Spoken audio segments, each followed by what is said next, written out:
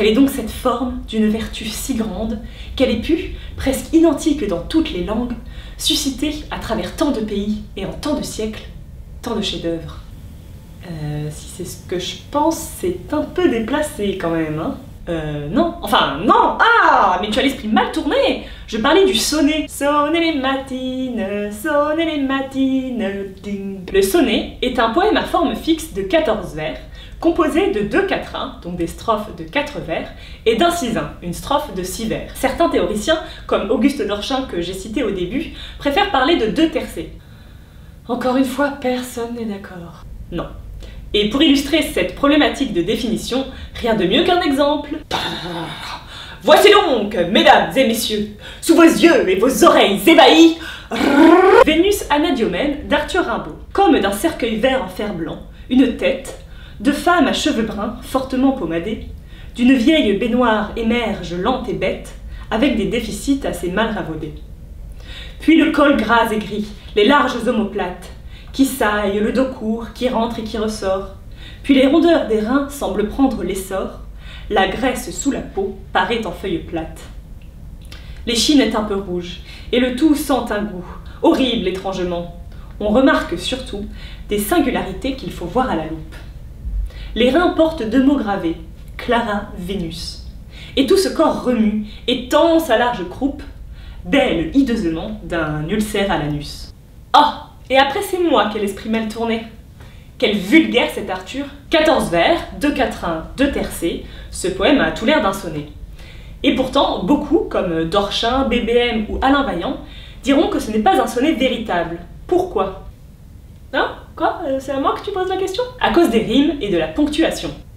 C'est ce que j'allais dire. Les 2 quatrains doivent normalement avoir des rimes embrassées et être similaires, c'est-à-dire rime A, rime B, rime B, rime A, même chose pour le 2e quatrain.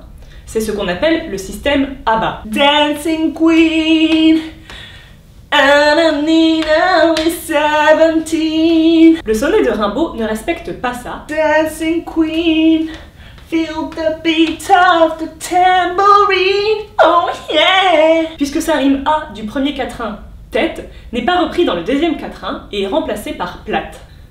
Et après on ose dire que c'est un génie. Concernant la ponctuation, les 2 quatrains doivent normalement terminer par un signe de ponctuation fort afin de les séparer du sisin, c'est-à-dire un point d'exclamation ou un point d'interrogation. Ce qui n'est pas le cas dans le sonnet de Rimbaud, puisqu'il finit son 2e quatrain par un point-virgule qui n'est pas considéré comme un signe de ponctuation fort. Il n'est pas assez musclé. Donc selon les règles classiques du sonnet français, celui de Rimbaud n'en est pas un. Rimbaud au cachot! Rimbaud c'est 0! Bon, et concernant la disposition des rimes, c'est vrai qu'on peut malgré tout accepter.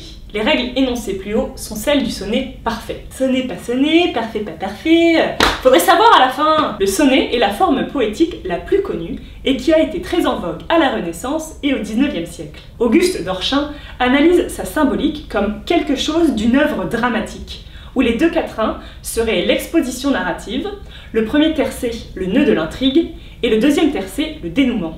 Oh, c'est si profond cette symbolique. Vraiment, hein, c'est si profond. Le sonnet de Rimbaud, en revanche, respecte bien cela, puisqu'on ne comprend qu'au dernier vers de quoi il parle. Ah ça, tu l'as dit Bouffi, hein, j'ai rien vu venir. Et pour finir, le point historique.